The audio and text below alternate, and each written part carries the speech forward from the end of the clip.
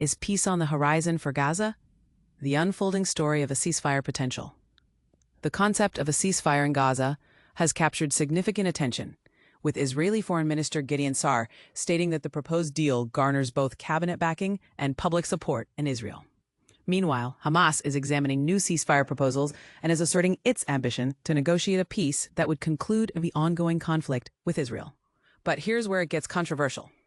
Hamas declared on Wednesday that it had received ceasefire plans from the mediators and is currently holding negotiations to smooth out differences and to work towards a ceasefire agreement.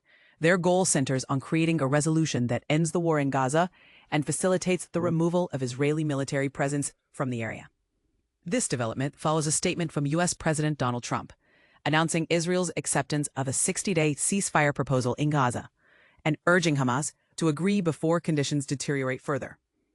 Pressure is mounting from Trump on both the Israeli government and Hamas to agree on both a ceasefire and the release of the Israeli captives held in Gaza. The proposed 60-day timeframe is intended to allow for the cessation of hostilities. But Israel has insisted that this will not happen until Hamas is defeated. Next week, Trump is expected to meet with Israeli Prime Minister Benjamin Netanyahu to discuss the situation further. And this is the part most people miss. While Hamas has shown its commitment to ending the conflict, doubts linger over whether these peace efforts can effectively pause the fighting.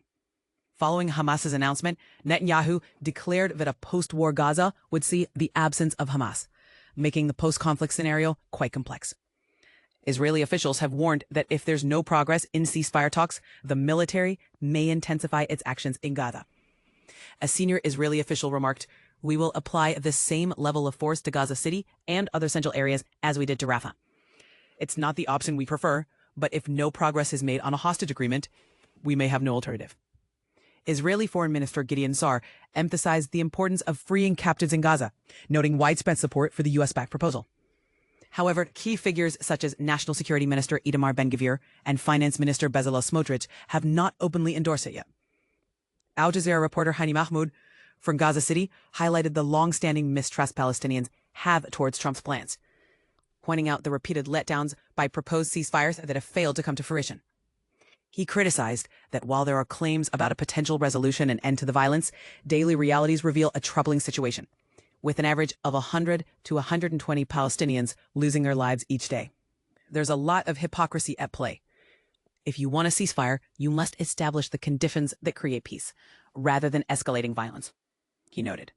The stark reality, in Gaza, Israeli military strikes claimed the lives of at least 67 people on Wednesday, including 4 children and 7 women, as reported by Palestinian health officials. One tragic loss was Dr. Marwan al-Sultan, the head of the Indonesian hospital, who died in an Israeli strike on a residential area southwest of Gaza City. His wife and children also lost their lives in this attack. The ongoing conflict has had a devastating toll on Gaza. According to Gaza's health ministry, the Israeli actions have claimed the lives of over 56,647 people and left over 134,105 injured. On the Israeli side, the Hamas-led attack on October 7, 2023, resulted in 1,139 fatalities and the capture of over 200 individuals. This conflict has left Gaza's urban areas in ruins, displaced more than 90% of its 2.3 million inhabitants, and triggered a severe humanitarian crisis. Some people have been pushed to the brink of famine-like conditions. What are your thoughts on the ongoing search for peace in Gaza? Can a ceasefire offer a genuine path to reconciliation? Or are we witnessing an inherent tug of war over power and survival? Share your thoughts below.